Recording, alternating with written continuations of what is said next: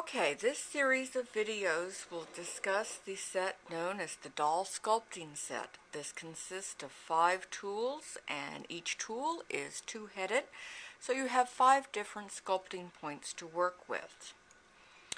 The first one that we're going to be discussing is the E-tip. The E-tip is a hollowed out, elongated tear shape.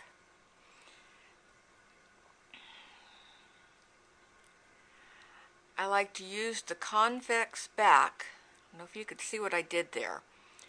I took it from the middle of the upper portion above the lip under the nose, and I used the convex back to smooth out the shape. What this does, because of the convex circle in the back, it allows you to do a shallower shape up at the top of the point, and the further down the back of the tool you go, the deeper and more scooped the area becomes. It's also nice for going in and detailing areas where you need to get up and under between 2 areas of clay. So here I'm shown bringing the tip right under the ear so that it is actually hollowed out underneath the ear rim, just as it is in real life. If you're working on large dolls, this can also be used like the eye shaping tool that you saw in the basic sculpting tool set. But if you're talking a doll that would probably be Jean size, definitely larger than Barbie size, to use it for that purpose. You can also take the same tool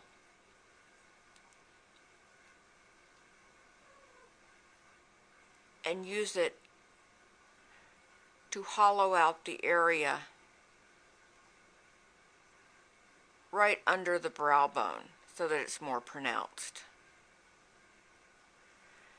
It also works well for putting on the outside of the nostril, rotating, and for this purpose you're using the interior of the T, and if you watch me rotate, I'm scooping, and that allows you to keep the nostril away from the cheek area, make it more rounded and less flat in dimensions. Now I'm taking the tip and I'm smoothing out the line between the cheek and the lip area. The next tool we're going to discuss is my general purpose fine line tool. This is point B and is a long tapered point. Anytime you need to add definite lines for wrinkles, or in this case we're adding lines to the area that we put in the hair swirls. When you're doing lines, you want to be sure that you're keeping the point moistened, because the dragging action that you're using to make the lines will cause the clay to stretch and break apart if you do not have the tip moistened.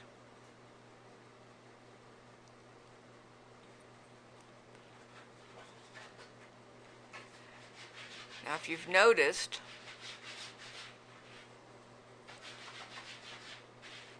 if you rotate it as you're turning it, you get a more varied line shape. Not as much as you did with the hair tool point from the basic set, but it still will give a little bit of variety to your sculpting and make it look less machined and more handmade. But wrinkles, hair detailing, detailing the eyelids, basically any time you need a real sharp point. Here I'm shown enhancing the lower eyelid on the doll and deepening the crease on the upper lid.